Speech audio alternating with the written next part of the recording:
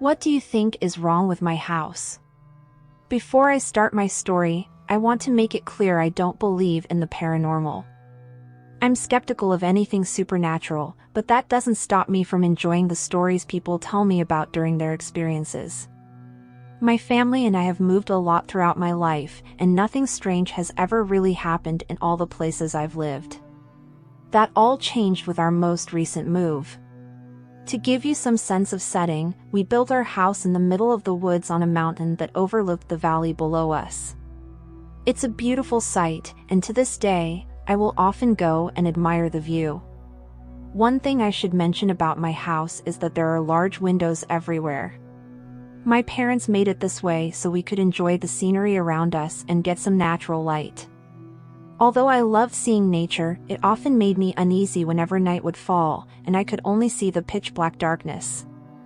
We didn't have any curtains either, so I couldn't just cover them up. My first story happened a few months after we moved. My parents were out on a date, leaving my 3 siblings and me home alone.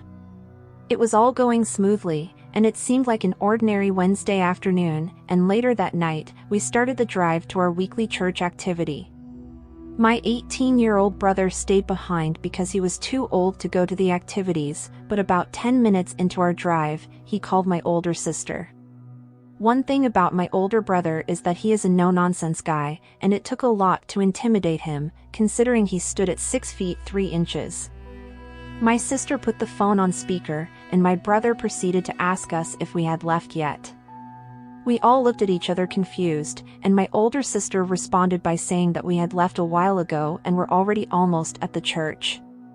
He paused for a moment before he spoke again, asking if my youngest sister was in the car. Once again, we said we were all here, and I asked him if something was wrong. In the calmest voice, my brother proceeded to tell us what had happened, and to this day, I am surprised at how unbothered he seemed. This is what he told us. My brother's room was one of the biggest rooms in the house, as it was a game room that took up half of the upstairs. He was playing a game on his Xbox when he heard the sounds of muffled talking from downstairs. My brother was confused, considering he thought we had already left, but quickly shrugged it off. But after a few more seconds, he had the sudden urge to check on it, and he paused his game. His door opened up to the top of the stairs, and a wall blocked the view of the kitchen so that he couldn't see into it. He said the voice sounded like a little girl, and he assumed it was my youngest sister talking to the dogs. My brother said he couldn't understand what she was saying as it was too muffled for him to hear, which was strange, considering my sister is very loud. He said he called her name, but there was no answer, and the muffled talking continued. Frustrated by the lack of response, he called her name again much more forcefully and started making his way downstairs. My brother told us he stopped when he heard the sounds of barefoot steps running across our hardwood floor, and it sounded as if the person had run to my parents' room. But when he rounded the corner, there was no one there, and my 2 dogs were looking where my brother thought he had heard the footsteps. My brother said he looked around the house, found no trace of anyone, and even called our names multiple times. He thought we were pranking him, and that's when he called us. I remember feeling slightly unnerved when he finished, and I asked him if he was messing with us. He swore he wasn't before he hung up, brushing off the experience as if it wasn't a big deal. As I said, I don't believe in the supernatural, and if my brother wasn't messing with us, I was concerned that a person was living in our house. When we got home, my brother told our parents what had happened, and they immediately searched the crawl space. The entrance was in my parents' closet, so it would make sense that someone would run to their room, but there was nothing down there, and soon enough, we all forgot about it. Over the next year, nothing too big would happen except the occasional doors opening and closing by themselves, though I always blamed that on the drafts of the house. It was nearing the end of the school year, and summer was about to begin. My 2 closest friends had saved up enough money to fly to my state and visit me for a couple of weeks, and I was ecstatic about seeing them again. I had tons of fun showing them many things my state had to offer, and I asked if they wanted to spend a night at my house.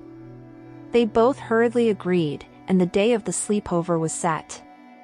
At this time, I shared a room with my youngest sister, so there were 2 twin-sized beds in my room, and I figured they could sleep in the beds, and I could sleep on the carpet. When they came to my house, we joked around and drove the side-by-side around the property. It wasn't long before night approached. We were all sitting in my room talking about something I couldn't remember when we heard the tapping. Our conversation quickly stopped, and the other 2 girls quickly got freaked out. I only laughed as I saw their expressions and quickly joked that it was probably a ghost. They didn't like that, as they both believed in the paranormal, and they searched around my room to see where the tapping was coming from. I helped them look as I was curious, as I'd never heard this sound before.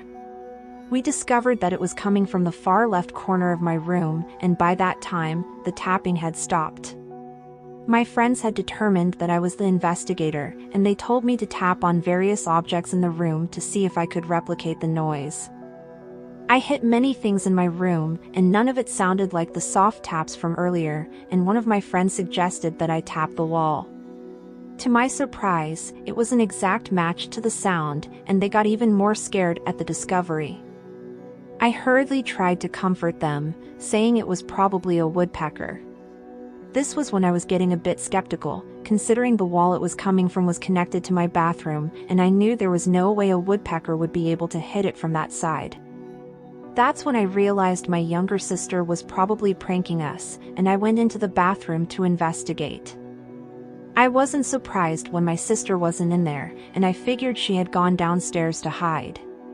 When I finally found her, she was sitting downstairs in the living room watching a show on her phone, petting one of my dogs. I interrogated her about the tapping noises, but she only looked at me strangely and brushed me off.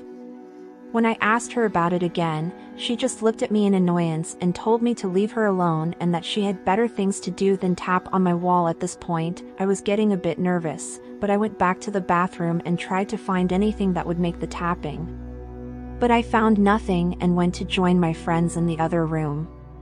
Though when I went in, my friends were wide-eyed and were huddled together in the farthest corner of my room. I questioned them about what they were doing, and they said that when I went downstairs, they heard the tapping again, but it stopped when I went into the bathroom.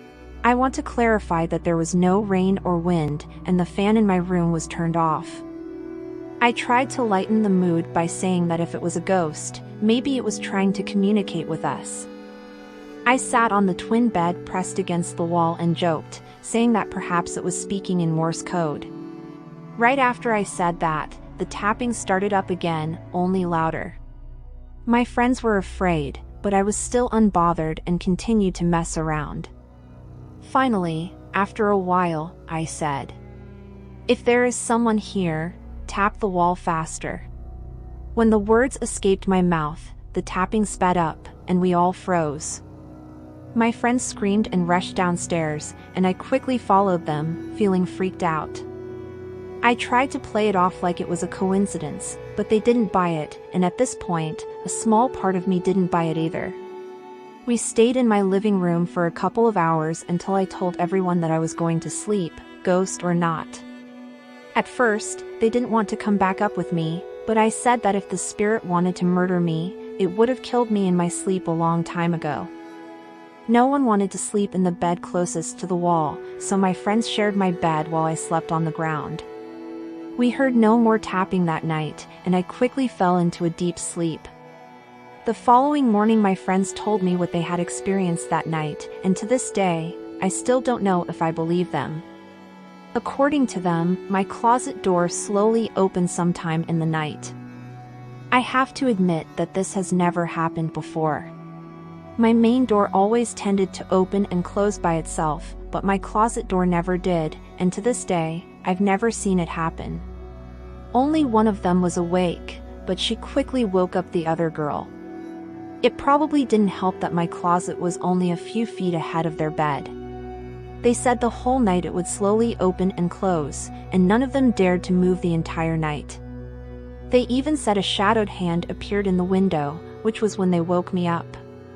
The strange thing is I don't remember them waking me up, though they said I wasn't much help. They told me when they shook me awake, and when they explained to me everything that they saw, I only said, "Don't worry. The demon will eat me first. Go back to sleep," and then I passed out. After they finished their story, I didn't believe them.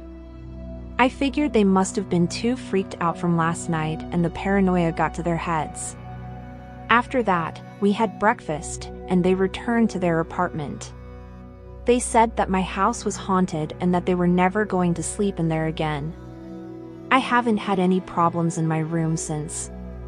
Well, other than the occasional feeling that I am being watched, I turn on my light and fall back asleep when that happens.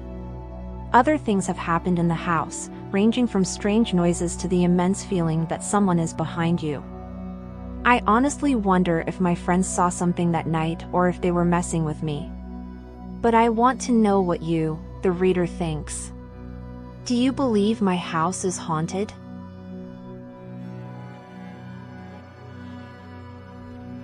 But if I lay down and I play dead and I stay dead, maybe you'll get sick of being the